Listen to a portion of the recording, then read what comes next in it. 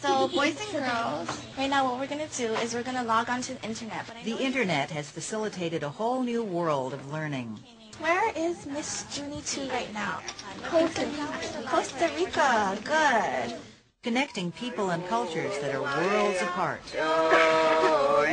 Increasingly, the internet also provides an alternative to traditional classroom instruction. Virtual classes that are open 24/7 to students like these sophomores at Daniel Jenkins School in Haines City, Florida. Here at Daniel Jenkins, the students actually come to school and do their classes online.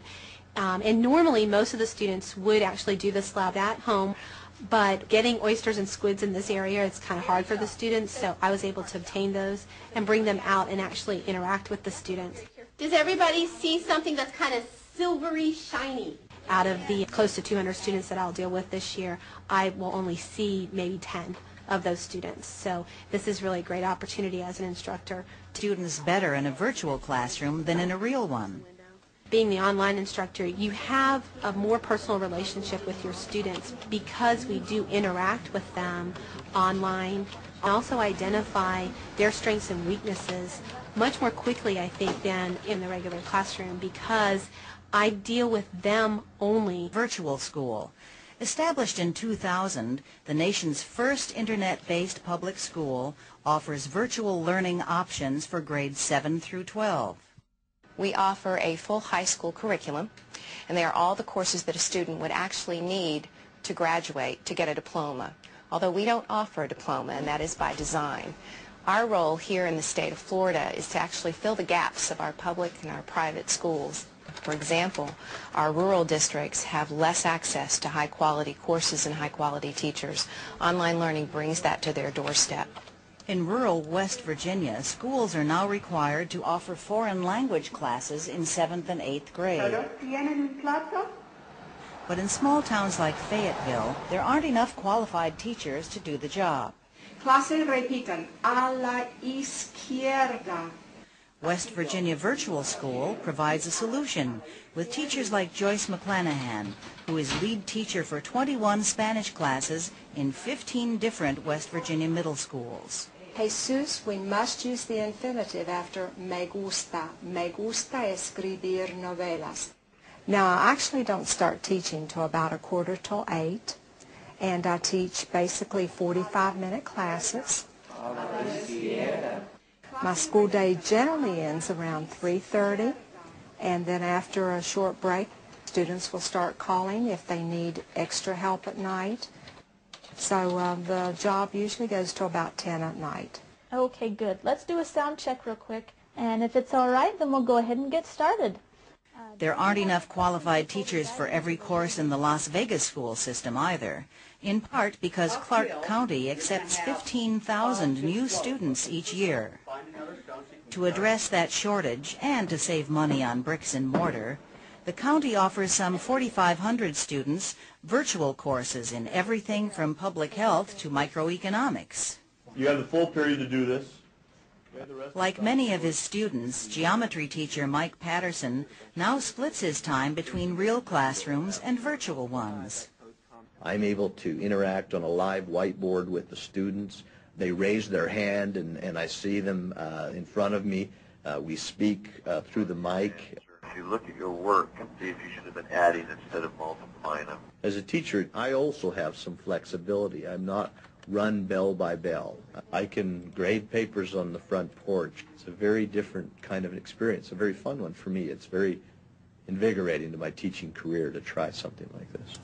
For students, virtual schools offer the opportunity to take courses not available at their regular schools and to fit them into their individual. Allowed her to leave school during the day so that she could skate on an ice surface. Work at competitions, or I can access it when I come home and get the work done that I missed without really missing anything.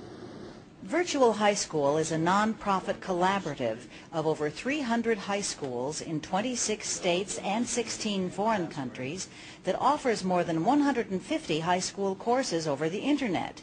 Each participating school contributes a course to the mix. They agree to free up a teacher, 1 period a day to teach a course online, and VHS provides the training services for that classroom teacher to learn how to effectively teach online. I think a really critical element of a good online course is the ability to build a community of learners in that course. We design our courses so that the students are engaged in online activities, they're engaged in online collaboration. We wanted to provide opportunities for students to take advanced courses to try to accelerate their learning, whether they are having significant challenges in the classroom or whether they're very advanced and can move rapidly through material. This is almost like a textbook. All my controls are here. For Zubin Patel, VHS means taking advanced computer science courses like cryptography at home. The VHS basically allows me to take these courses that aren't offered at school. It means extra work. It means staying up some nights till 3 in the morning doing VHS work. He took the virtual school's 15-week teacher training, covering subjects like how to foster online discussions. Their online classmates, what they listened to, what they saw. The tone in our voice doesn't get transmitted over the internet connection. So you have to be very careful with wording and really spell out your expectations, and that's, the hindrance, I guess, of being disconnected from the students physically. But a lot of it's quite the same, too. You build collaborative projects. You do a lot of community building activities to try to find the sense of the class and the personality of the individuals in the class, too. Yeah, you can click right up here and just drag that title out. The rigorous teacher training and engaging course designs seem to be paying off. The completion rate for VHS courses is 90%, and VHS AP students score 10 percentage points higher than the national average on their final exams. But even its biggest booster warns against over-reliance on virtual learning. I don't believe you can have a completely virtual education. I don't think that it's appropriate for students to have all their courses virtually, and I think the social environment of the high school is an important environment. And while students see many advantages to online courses, they also recognize that virtual schooling isn't for everyone. I think when you're working online, you have to be a lot more self-motivated. Your teacher's not sitting there, read these pages and make sure you have this done by this time. You know what you have to do by the end of the quarter, and you just take care of it yourself. And I know a lot of students who don't have that self-motivation do get behind because no one's there nagging. Technology continues to advance and teacher training improves. Online learning holds even greater promise. The students are going to be able to use technology much more easily and readily than ever before.